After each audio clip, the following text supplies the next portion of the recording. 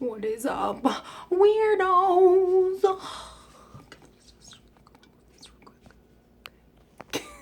Hi. I hope you are well.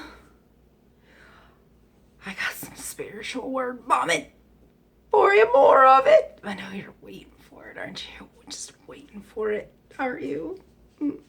Well, I'm really excited to share this spiritual word vomit. All right. I got to start off with saying my original message that was so difficult for me to convey is this, that we are living in a simulated reality. Okay. To help you better understand this, if you've ever seen The Matrix, you have an idea of what we're living in. This whole everything, school, everything you ever been taught is a lie. Everything about the American dream, everything about your job, everything, even about your food, about your personal hygiene products, everything's a lie. Everything is a lie, and it is meant to slow you down. It is meant to prevent you from progressing into the spiritual being that we all know we are. Okay? That's our reality. That's our reality. It's a simulated reality, okay? They don't want us to know that we are super powerful beings, okay? That this world isn't all what we think it is. It is not. This world is nothing of what we think it is, okay? I just want to start with that.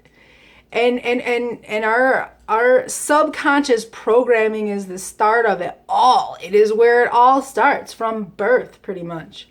We are programmed, we are brainwashed subconsciously to be taught to be slaves. Mental slavery. That is what our society is.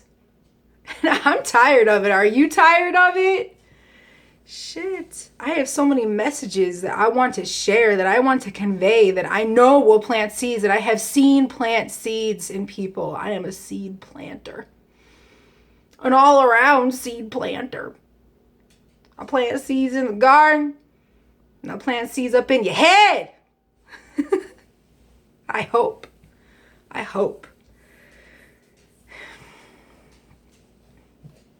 had a dream last week. It was amazing. It was one of the best dreams I've had in a really long time, next to dreams of my dad. All right, this is amazing dream. Okay, so in my spiritual word vomit part 2, I talked about this dream that I had where my dad was in it, and I was completely absent from this dream, like mentally, emotionally, because I was so worried about going to bed to be up for work at just before 3 in the morning. So I'd be working 4:30, then I'd wake up like 3 in the morning. So this dream was just spent worried. Oh my God.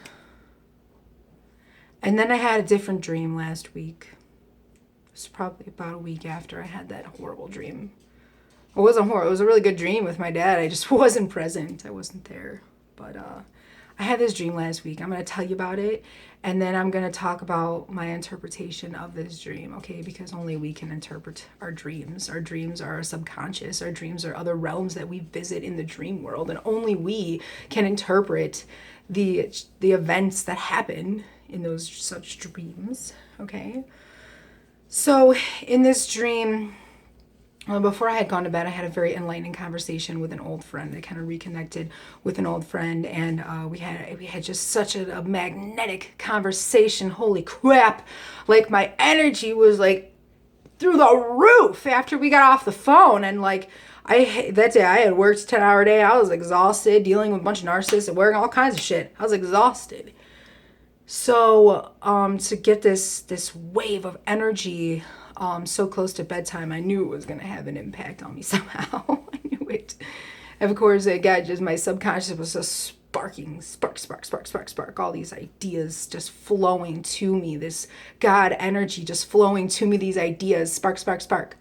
Well, because that's how, our higher self talks to us, is through ideas and through synchronicities in our life, and through our dreams is how our subconscious speaks to us and sends us messages that we are not getting in our waking life. So I talked to my friend. I didn't end up falling asleep till a couple hours after we talked, but I was on this enormous high. Okay, totally sober, waking sober, but like on this high. And so in this dream, I had, he led me to this construction site slash amusement ride. I'm not sure. Because I when we were walking up, I saw other people go up in the air. I was like, holy crap. Okay, where are we? But then I remember seeing like bulldozers and like, it was just like it was a work site. Gravel, big open gravel. And so he was probably about 100, maybe 150 feet away from me. I'm 100 feet, a little bit closer, close enough so I can hear him. And he said, just grab on. And I was like, okay. So these like ropes came from the sky and they kind of looked like nooses, but we weren't hanging ourselves. We were supposed to grab on. So we grab on, right? And this rope just pulls us up and up and up and up and up. It's pulling us, it's pulling us, it's pulling us. I'm like, dude, what's going on? What's happening? It's pulling us and pulling us. We're getting so high. And I can feel it. I can feel everything. I'm like, oh shit. What happens when we get up there? And then so we get to this top, the very top, and he was just let go, he said. I was like, okay. I don't know if I let go or if this rope just magically disappeared, but next thing I know, I'm falling. I'm just going through the air, but it's happening very fast, but it was happening slow. Like I was realizing what was going on. Like I am flying right now. Okay, I'm flying. Cool. This is cool. I'm looking at the city, but it's happening so fast. At the same time, I was scared as shit because I'm like, what's going to happen when I get to the ground? What is going to freaking happen? I've had a lot of dreams where I fall down the stairs or something and I jerk awake. And I kind of had this feeling. I was like, oh shit, am I going to jerk awake? Or am I think that subconsciously I knew I was dreaming, but like consciously I wasn't. I guess it was lucid dreaming. My friend suggested it might be this was the lucid dreaming. I don't really, it's not often that I actually lucid dream. I kind of just enjoy the ride. Maybe my subconscious controls. Anyway, so I'm flying down, and I'm thinking, what's going to happen when I hit the ground? And next thing I know, like maybe like a couple 100 yards from the ground, I start to just slow down. And I slow down to like a comfortable pace, and then boom, I hit the ground on my feet. I landed on my feet. And it was just like the most amazing thing ever. I've never had a dream like this. And I felt so accomplished. And I was like, let's do it again. You know, that's when you're riding a good ride. I'm like, let's go again. I want to do that again, like right now. Well, so of course I woke up, right? And for the rest of the morning, I could not stop thinking about this dream. I'm like, what does this mean? Because I had other dreams over the week, none that I felt were worth making a video about. One of them about a horrible person that was on my subconscious. Another about I get chased by some Russians and they were like hurting me. But then like I would escape and run more and I don't know. Anyway, so I had other dreams that week. My subconscious sent me other messages, but they were not as profound as this message, as this dream, okay? So I'm thinking about it all morning, like, what could this mean? The things that really stood out to me the most were the feeling in my stomach of going up and then coming down so fast that scared, like, feeling in your stomach when you're on a roller coaster, you know, that like, ooh!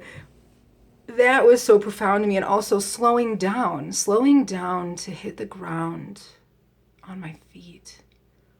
And then other aspects that were so profound, like that my friend was there. Like I don't really dream about like people unless they are really in my subconscious, unless I have to deal with them on a constant basis and they are some kind of drag to my psyche, then I will dream about people, and that's when I get like super fed up with people. But like for the most part, I don't dream about people in my waking life too often. And so I mean, I had just had a phone conversation with this friend anyway. I haven't seen him in like at least 10, 15 years. So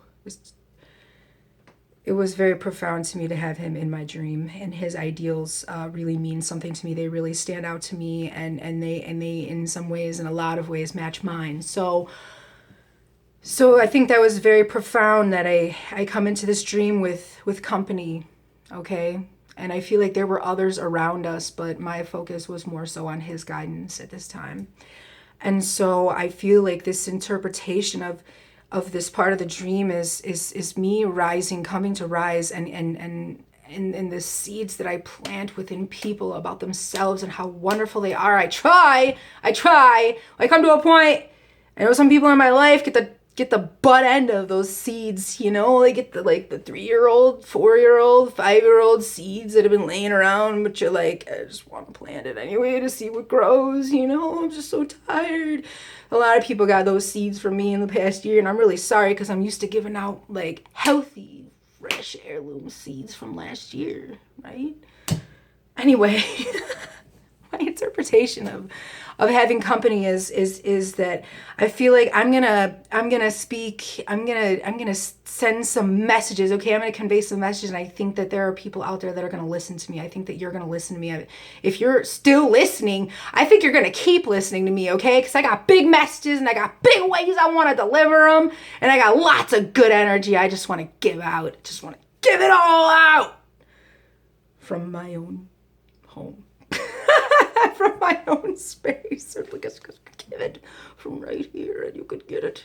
Anyway, so this flying up into the sky, okay, with this rope, I like envision, I mean, I interpret that as like that I'm just always getting higher in life, okay? Every endeavor that I jump into, it was always a level up. I am always leveling up in my spiritual awakening. I am always leveling up in my abilities to depict to people like what this life is about, and the fucking mental slavery that we're all stuck in, that we die in, okay? Like I'm always leveling up, and I am always rising, and I love to hear, I love to see, I love to feel my kindred rising with me, okay, in this crazy ass world, okay?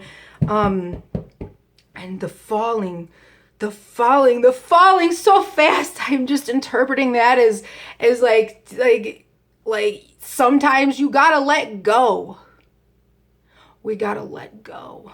I get to this point. I have a very low tipping point when it comes to things that lower my vibration, that bring my frequency down. Okay, a lot of people are just brainwashed in our society to just keep accepting and living in such a low frequency life. I have more worth than that. I know my worth.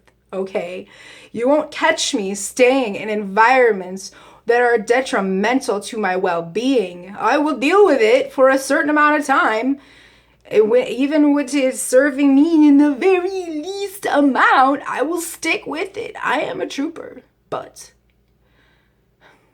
every empath has their breaking point to how much energy they are taking in.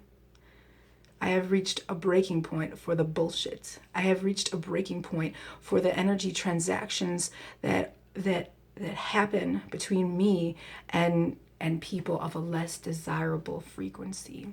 Okay, I am a very sensitive person, and I am very energetically sensitive. This is really heightened in the last 3 years or so, and I have just been able to just put my finger on every single time that I am feeling a low frequency, a low vibration, a situation or environment or person that is not serving me in a positive way, because I am always out to serve in a positive way. Anyone I come into contact with, anything, any chore, any task, I am always trying to serve. And so when I reach those tipping points of things that are no longer serving me, I simply let them go. Just like that rope up in the sky, I just let it go. Boom. Not really boom, it's more like, and I just soar, okay? And I come into myself, and I come into my reality, and I see the ground coming so fast, and it's scary as fuck, but I know I'm gonna slow down. And I know I'm always gonna land on my feet. Always. And in the midst of those times of that scariness of almost getting to the ground, I feel it's battling the resistance, battling the fear is all of it, okay? And I mean, that's just a bare minimum interpretation of my dream within, my interpretation of my dream within myself and my life and what, the people in my life and what's going on and whatnot. And there's so much more that I could say, but my basis of this, all of it, is I'm going to speak. And I hope that you're listening, because I know some shit, all right? I know some shit. I was put on this earth to spread this message. I know it. I feel it inside me. I was put on earth to spread these messages of what life is about and what is important, what should be important. And I was put on this earth to spread this message of this bullshit distraction that we call a society that leads us into failure constantly, that is meant to just continuously bring us down. Every corner you turn, this society, this government, this false government, these false authorities, they're here to bring us down.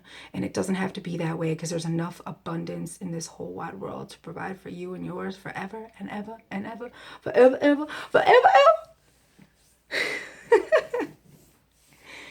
I hope that you're listening to me, and I hope you hear me. And if you're still watching, I am so grateful that you are listening. Even if you're here on business. I know some of you are. It's okay. I want to teach people what I know about this narcissistically structured society.